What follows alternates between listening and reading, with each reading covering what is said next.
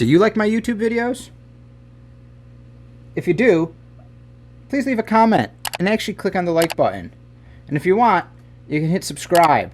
That way you can stay up to date with all my YouTube videos. Hey, and go ahead and click that bell icon to be notified. Thanks. Take care, guys. Hey, reptile rescue family members. Welcome to this new video. We're going to talk about shell rot in a turtle. Why it happens, how you can prevent it, and there's ways to treat it. Now, why it happens is just bacteria gets in and it starts affecting the turtle shell, and it just grows on there. Now, I've got Big Bertha here. I was just drying off her shell because she's going to be used as our model for this, which is nice. Hi, Bertha. She's got a big, nice shell. And also me doing this demonstration of treatment on her. It's not going to cause anything bad because it's fine. So, typically, you have bacteria. Could get under a scoot that got stuck, or more often than not, the turtle gets injured in the shell. So Big Bertha actually has right here a little crack. She slides off their basking platform sometimes and clunks right into the glass of the tank. Remember, they have nerves in the shell, but they don't have pain receptors, so a lot of times they can't feel when they're damaging their shell. It's kind of unfortunate.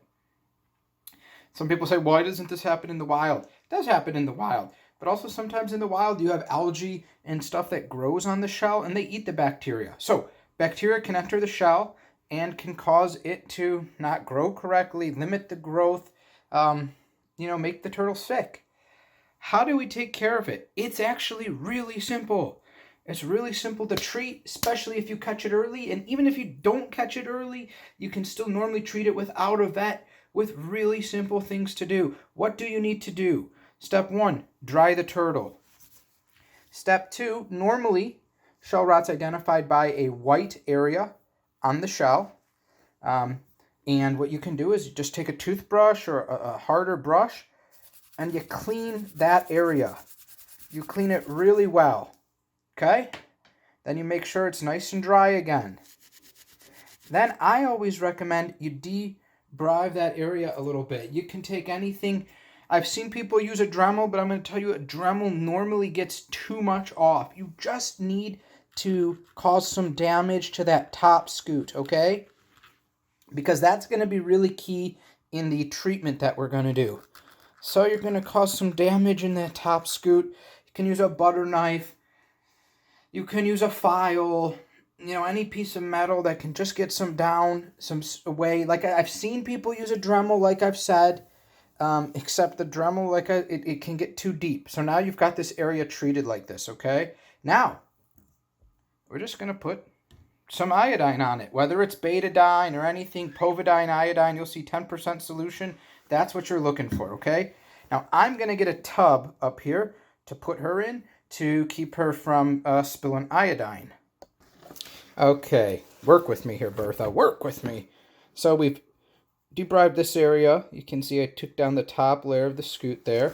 And I'm going to treat this area, as well as a little spot I noticed right here by her butt.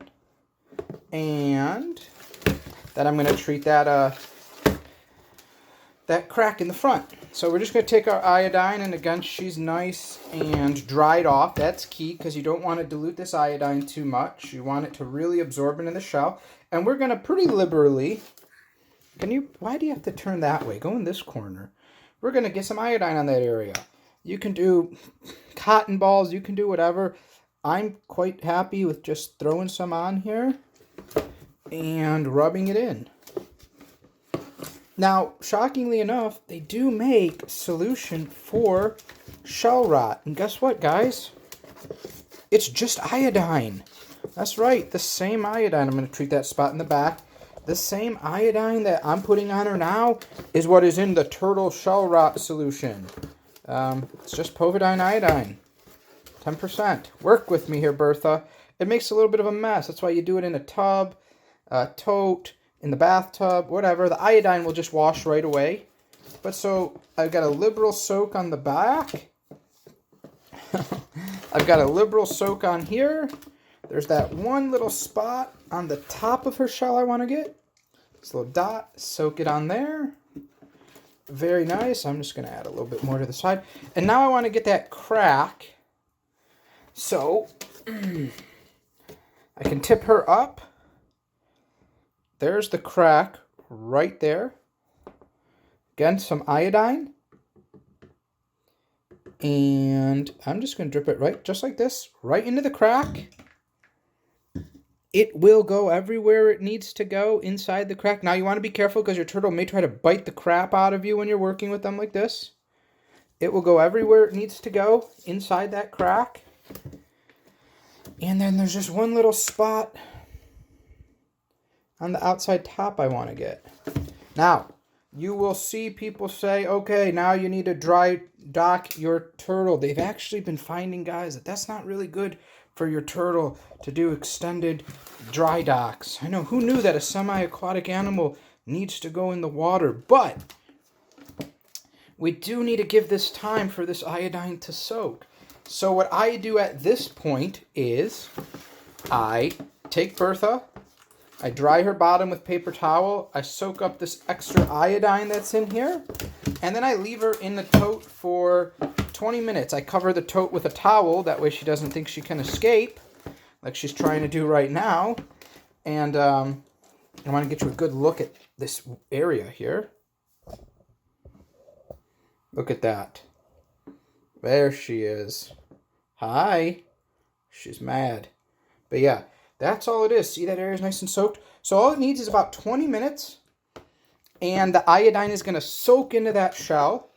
And then you can put her back in the water. Simple. You typically have to do this if you catch it at the beginning stage. You do this procedure of, you don't have to clean it up again. You don't have to scrape it again. You would clean it, soak it in the iodine for about 4 to 5 days. That will take care of everything. Now you need to understand the healing process. This iodine is going to kill all of that outer bacteria, that shell rot, okay?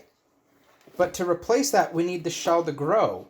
The iodine actually also severely slows the shell from growing. So sometimes if you guys see you have a crack or something, you're going to be like, why is the crack growing so slow? Because you need to kill all the bacteria, then it will start to regrow once it's all nice and clean. And what you can do is, for Bertha, what I'll do, because I noticed she's got that crack there, I'm going to increase her protein. I'm going to feed her, you know, a little piece of chicken maybe, or a little small pinky mouse once a week. Because remember, the protein is what helps grow their shell. But you only want to feed extra protein when they have a shell injury they're recovering from. Sometimes you'll notice turtles that have those really big, wonky shells that grew like crazy. They had too much protein. Their shell grew too fast. This shell is grown, so we just need to repair the shell. That's it. I'm going to clean her up. I'm going to cover her. Wait 20 minutes. After 20 minutes, I'll run a paper towel over her just if there's any wet iodine left. And then I just put her back in the water. Simple way to fix shell rot in your turtle. And sometimes if it's advanced, guys, you need to get an injection of antibiotics. So you'll need the vet to get those antibiotics. But otherwise, they're going to do the same thing. Take care, everybody. Thank you guys for supporting my reptile rescue family.